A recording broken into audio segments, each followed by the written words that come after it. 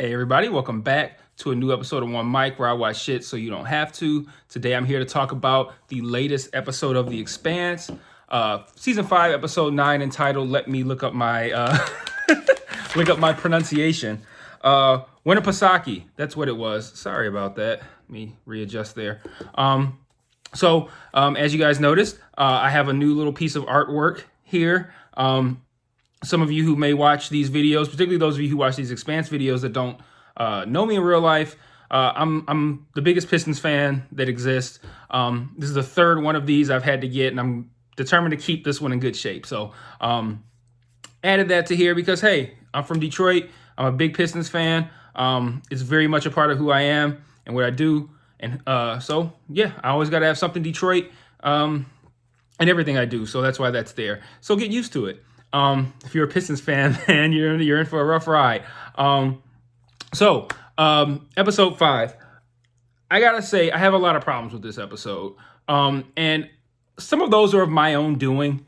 I think part of what is causing me to have issues at this point with the way the show is paced was the assumption that the crew being split up and everything happening involving Marco would be resolved in a fairly fast-paced manner.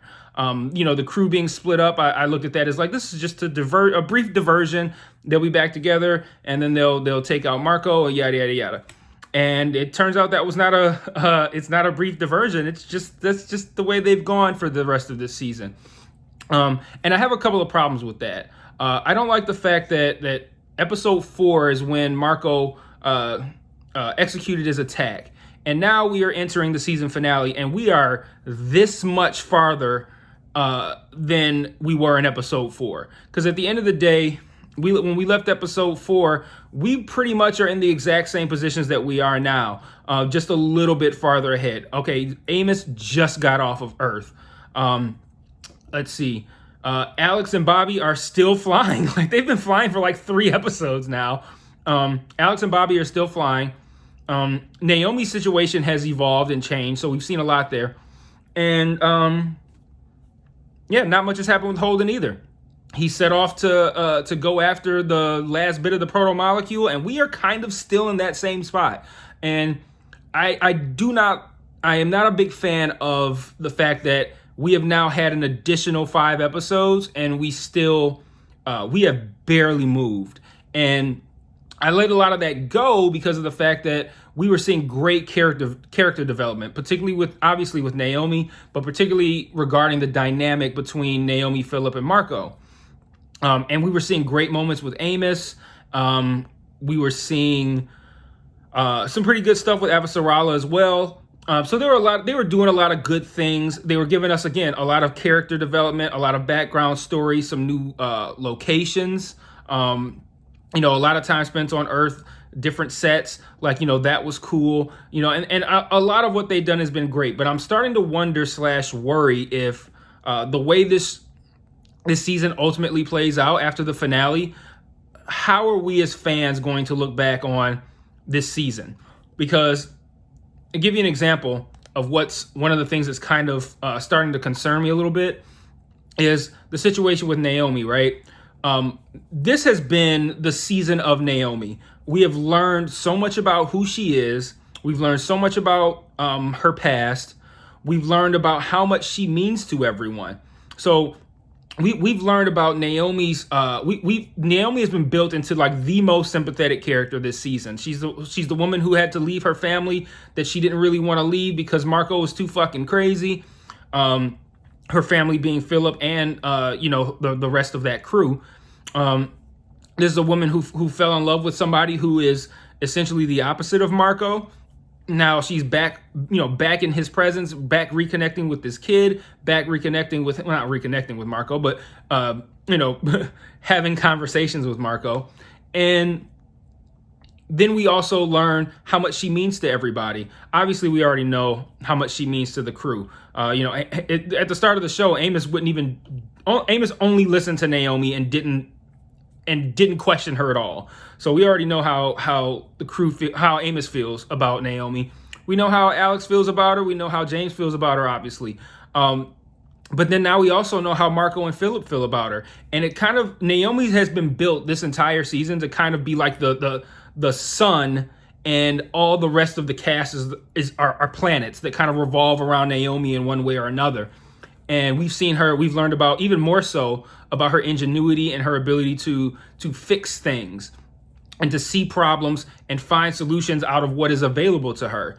And Naomi's just kind of been built up as like this pinnacle character. And I say all that to say, if they don't kill her off, why the fuck did we do this? Because at this point, I feel like all of this has been meant to show how great she is, show how much she means to everybody, to ultimately pull the rug out from under us and take her out.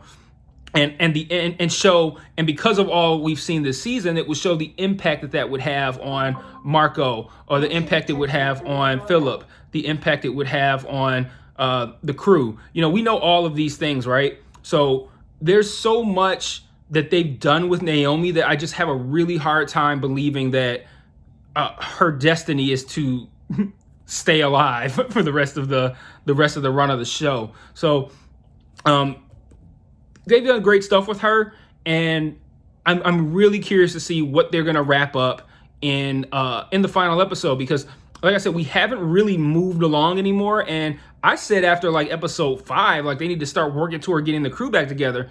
And like I said, the disappointment in that is kind of my fault, because there's no blueprint that says they have to do that. Like, they didn't. But that was my expectation. That is not what's going to happen. So I have to deal with that.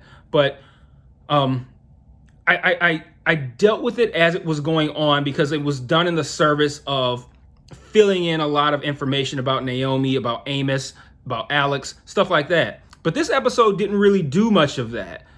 So we're sitting in a place now where we've had a whole episode where essentially the only movement we really had in this plot was Amos getting off of Earth. And that's it. And some stuff with Avasarala as well. But now we're entering the finale. No one's like there's no way this crew gets back together in the finale, unless it's at the end of the episode, or if this is like a super long episode, it's like an hour and a half or an hour 20 or something like that. But with, given a 50 to 55 minute episode, like we're in the exact same position we were 3-4 episodes ago. Alex and Bobby heading toward saving Naomi. Now James looking toward saving Naomi. Marco and Philip have seen no consequences whatsoever for what they've done. Although, and this is another problem I had with the episode, Earth did take out Palace Station, or attack Palace Station, which one, I don't think Marco knows about yet, but two, I feel like they underplayed the importance of that. Like, I don't know if any rest of you who watched it felt that way, but the attack on Palace Station was like, you kind of just see it in the background, and then Avasarala kind of alludes to Delgado kind of screwing her over, and then it just moves along. And I felt like that was a bigger deal than the way that the show dealt with it. And then Avasarala, she sits down with everybody else, and they, she says that she's opposed to that. Like how can we basically shift the narrative here to make it sound like this was a training exercise and not an attack? And Delgado and Pastor, not only do they completely say okay, this happened and we're fine with it, they double down. Delgado says, hey, how about let's take out series 2? I'm like, well, man, y'all doing a lot. That feels a little extreme to me. And then Avasarala objects, and Pastor just completely ignores her. Anyway, are we talking full scale, or are we talking about occupying? He completely ignores her. And ultimately, Avasarala walks, she resigns, several others do. We come back later in the episode, find out even more people have. And long story short, it looks like Pastor's going to get a no confidence vote. He's out. Avasarala is in. So we did get some advancement in the Avasarala storyline. She did have a good moment where she paid her respects to her husband, and also admitting that he was dead in the first place publicly, which she hadn't done to this point. So they've done some good stuff with her. They use that to kind of justify the fact that she's thinking with a straight head because she's saying, I lost my husband. I should want to do this shit just as bad as you guys do, but I still think it's a bad idea. So they did some great stuff there. And then let me look at my notes real quick, see if there's anything else that I wanted to add. Because I took a brief set of notes because I watched this episode twice, and I felt like I needed to kind of come back and notate a few things because there were some things I didn't like, and I've been generally very praiseworthy of these episodes this season. Let's see. I did write down that they finished the Earther Belter Martian joke. That was nice. So even though the joke was bad, like that was a bad joke. I kind of wonder why they even put that as an aspect of the show, because I assume when they cut off the end of that joke, that the punchline of that joke would either come around later and be really funny, or would come around later and have almost kind of like a grim double meaning after whatever events precede when we hear the end of the joke. But nothing dramatic happens before he finishes the joke. It's not funny, and then the scene cuts. I'm like, so what was the point? But anyway, there's a couple of other things I wanted to mention that I guess that didn't sit well with me as well. And the first thing being, I don't know about you guys. I'm in a Expanse group on Facebook. It's called Expanse Geeks or something like that. It's a really good group. And there's been general praise for the actor who plays Marco and for Eric. And I gotta say, I think these are two awful casting choices. I mean, I know I talked about this last week, but watching, like, this is the most we saw Eric in an episode. Like, watching Eric talk like a tough guy is eye-rollingly bad. Like, he's like long, lanky, gangly. He's missing part of his arm. He can't walk straight. And like, again, you can be a badass and be missing part of your arm, but like, when you put all that into one person and then try to tell me he's a badass by just having him say badass things, that's not how this works. One, I need to see him do badass things, and Eric hasn't done shit but talk about other than talk like a tough guy. So when he looks like a fucking physics professor or some shit, I'm not gonna take this guy seriously. I don't know. I just think that if I haven't read the books, but I feel like reading the books, I'm gonna read the books and I'm gonna think this Eric guy's a real badass. I feel like if you read the books and you interpret that character in that way, casting this guy and giving him nothing to do other than shit talk is a really bad idea. Because I don't take this guy seriously at all. And then the same is with Marco. Marco says, at least the Marco character does badass things, but again, he's so visibly unintimidating that it's really hard to sit here and look at this guy as like a complete and total badass who I should be scared of. He fucking looked like Prince throughout the whole episode. Like big hair, big shoulder pad jacket with like, that's like big around the chest and the shoulders, and then like super narrow around the waist with tight pants on. And he had the Prince hair. I'm like, I can't take this guy seriously as a badass when he's like walking around like Prince doing a really bad accent. Like, and I think a lot of the Belter accents are bad, by the way. I feel like Marco and Kamina are probably the most difficult for me to listen to because they just sound really bad. But this episode in particular, it was really hard for me to stomach Eric in particular as a tough guy, because this was the most screen time that he's gotten. And every time it was just him talking like a tough guy, but looking like he should be wearing a blazer with leather patches on the elbows. Like that. That's what Eric looks like to me. So that was another thing that I didn't particularly care for. And then lastly, one thing that I actually really did enjoy was the gun battle that took place at the end of the episode as Amos and everyone are trying to escape on the shuttle. But one thing that I don't know if this was me or if this was not unclear, but if this was something that was not done that well and you guys felt that way too. But toward the end of their escape, I believe Clarissa is shooting at someone, and then no, it wasn't Clarissa, it was Hutch. She pulls back. Amos goes up. He starts shooting.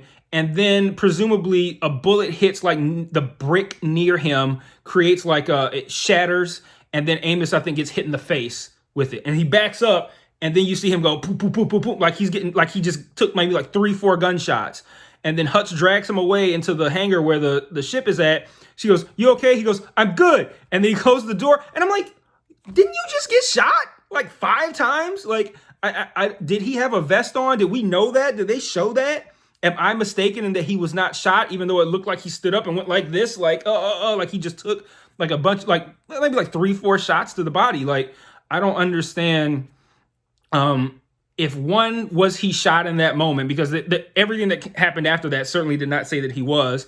And then 2, if he was shot in that moment, did we know that he had on some sort of protection? Because I don't remember that in the episode, and I've watched it twice. So, yeah, I don't, I don't know what they were thinking with that. But again, that could be me. Maybe I'll watch it again and I'll be like, damn, I went and said this on video and it's very clear. Like, there's a shot of him putting on a vest. I don't know. But that bothered me a little bit. But other than that, the gun battle part, and actually everything involving Amos was my favorite part of the episode, despite Eric, because I don't know, it's just the most interesting. You had them essentially squatting in this house with this hangar, and like the winter staff that's there at this I guess set of mansions on this island, and you get some really good moments between I guess the dynamic between Eric and Amos and Clarissa, because it's very clear that Clarissa has an approach of, I've seen enough violence, enough people have died, let's not do this anymore. And then Clarissa is presented with multiple situations where the smartest decision is to kill the people who are there. And you get, well, not to kill the people, because the first time is when the staff comes up outside, and Amos and Eric are like, yeah, fuck them, we're out. We got to get out of here. And then Clarissa just like tells the whole story. Like, we're trying to get on this rocket. We're going to go to the moon. Y'all can come with us if you want. And it's like, whoa, this isn't a good idea. So like pragmatically, this was not a smart decision, but Amos, I guess kind of, she's like his Holden now. So he rolls along with it, and they're invited on. And then the second time is when these, as Eric called them, rent-a-cops, come up and try to strong arm them out of their shit. And the smart play was to kill those guys. Like that was the smart play. And as soon as they left, like Amos, she says, no, she doesn't want to do it. Put the guns down. Amos says, you guys just get the fuck out of here. And they walk. And immediately I go, that was a bad decision. Those guys are going to be back. And sure enough, and then Amos goes, they're going to be back, right? And I feel like I could see where Clarissa's character is coming from, but I also look at it like, these are just kind of like, this is like end of the world rules. These are like apocalypse, zombie, Walking Dead rules where anything goes. And if you want to take the moral high ground, that's fine. But with no form of authority around and with no rules, you are going to come across 9 out of 10 people who aren't going to give a fuck about morality. So you could take the high ground and be dead soon, or you can adjust to what's going on and adjust to the climate per se, and change your behavior. And Clarissa has the added benefit of being able to go Super Saiyan on everyone, but still not a good idea, I think, on her part. So wrapping this one up, there was a lot of things that disappointed me in this episode. I've mentioned them already. Actually, there's one more thing. I still don't know what the fuck is Naomi doing? I thought she was going into that hub, whatever, this whole time to alter that message, which she successfully did. And then she fixed the helmet that was in the ship, and it showed the location of her ship as well as the range of the proximity detonator, to where, the range for when it arms and the range for when it detonates. And then you also see that Alex and Bobby are rapidly approaching that range. So the only thing I can guess is that Naomi is trying to either completely disable the proximity detonator or find some way to completely get her comms back up and get a message to Alex and Bobby. Have I been saying Alex and Bobby the whole time? I feel like I've said Amos and Bobby a couple of times. I don't know. But I don't like the fact that I don't know what she's doing. And I was cool with that in the last episode because, like I said, it gave me a very big Breaking Bad vibe, where it's like watching Mike try to figure out watching Mike do something, we don't know what it is, and then we find out later what it is. Like, that's always kind of cool watching him do that. And that's what we got in the last episode. And then ultimately it resolved, and we did know what she was doing. She was altering that message that was playing. But now she's back in there, and she's doing more things, and now I don't know what she's doing because the episode's over. So, like, doing that again, but with less interesting scenes, fewer scenes, because we see Naomi essentially at the beginning and the end, and then closing out the episode, not giving even so much as a clue as to what she's doing. I didn't particularly care for that either. So I'm questioning a lot of the decisions that were made in this penultimate episode. A little disappointed, but I do expect to see some serious fireworks in the finale. And overall, I have enjoyed this season probably the most out of any of them, simply because I really dig them being on Earth, being in different places, different ships, and all the work, the hard work that's been put into what I feel has to be the death of Naomi Nagata. Because, like, if that is what happens, and that is the quote unquote payoff at the end of this season, I will personally look back at it as a win, because they did such a great job of setting that up. Now, if that doesn't happen, and we've spent all of this time on Naomi, where we dragged the plot out, like no one's really gone anywhere over the course of the last 5 episodes, like, if it doesn't end with that payoff, then that's what I was saying at the beginning. I wonder how the fans are going to look back on this season, because a lot of that's going to feel like a waste if they don't pay off what they spent so much time building up and what they ultimately chose to focus on, and allow the actual progress of the story to slow down to a snail's pace. So a lot's riding on the finale. I'll be back next week to go over it with you guys. Until then, review, rate, subscribe. If you have any clarity on any of the questions that I posed in this episode, as most of you do provide clarity for me on some things after these episodes are over, let me know if you know what the fuck Naomi's doing. Let me know if you feel any kind of way about the fact that we are now entering the finale, and the crew has no part of the story has really moved very far since episode 4. And the idea of essentially I feel like this is the story that is the death of Naomi Nagata. Let me know if you agree, disagree, rate, comment, share, subscribe, all that good shit. I'll see you guys next week for the finale. Peace.